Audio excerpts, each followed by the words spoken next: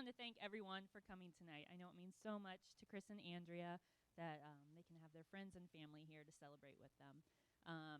Going with the theme of the night, I think the girls are going to be upstanding the guys in the speech department. For those of you who don't know, just longevity. Longevity, that's all. I'm not making any promises. I'm Jessica. I'm Andrea's older sister. When I was planning her toast, I thought it would be the perfect opportunity to dig up some dirt on my sister and share it with her. I figured over our 20 years of being sisters, I had plenty of stories to tell. But the more I thought about it, I realized I really didn't have a whole lot. She's been such a great best friend and sister, and I really couldn't have asked for anything more.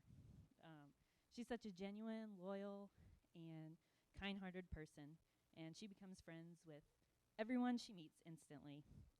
I remember when we were kids, and mostly when we went to the park and playground, she would come up to my mom about every 10 minutes saying, "Look, this is my new best friend." My mom would be like, "What's her name?" She's like, "What's your name again?" Friends with everyone she meets, always. To anyone that knows her and has met her, this comes as no surprise. And it's no surprise that growing up with her that we've become best friends over the years too. And I think that's really special. I know a lot of siblings don't necessarily get that. They just kind of coexist under the same roof and move on after they move out. But I am definitely honored to say that I've had such a great sister, and we've grown to be great friends. Growing up with Andrea, we've got to see each other through lots of different stages in our life. She's 2.5 years younger than me.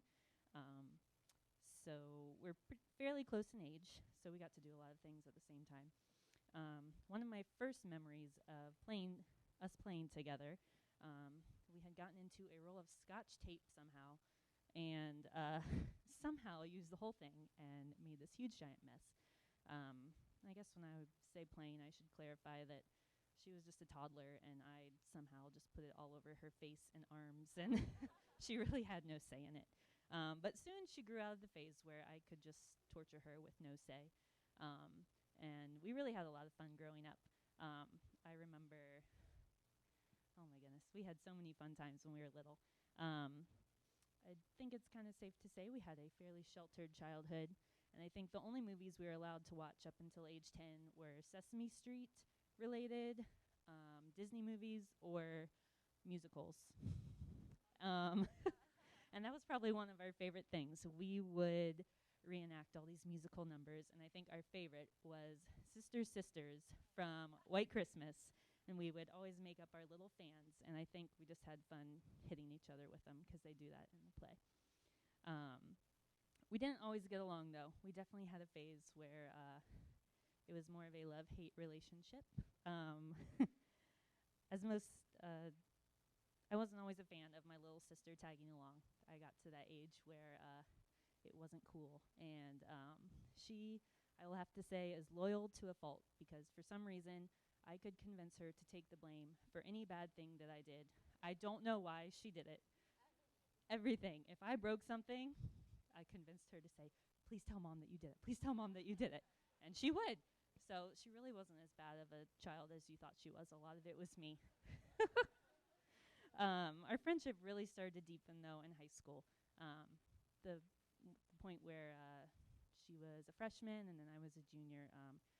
I think she was lucky enough to have me drive her to school every day. She didn't have to take the bus. She got out of that. And I just remember rocking out to Switchfoot and 5-Iron Frenzy in the car every day. We had lots of interesting things in high school. We had our first run-in with the cops in high school. It was awesome. Soon after, we got our first tattoos together, which led to our dad not speaking to us for 2 weeks because it was a surprise. Woohoo! Anyway, and even though we were such good friends during high school, I was noticing that I was having to share her quite a bit. Of course, at this time, it was when she and Chris met, and they just started. I mean, I don't know if you know this. He kind of monopolizes your time a little bit. Anyway, but in all honesty, I cannot think of a more perfect person to pair you with. Chris, we love you so much, and we are so excited to have you be a part of our family. You're a perfect match for Andrea in every way. You complement her and you balance her out all at the same time.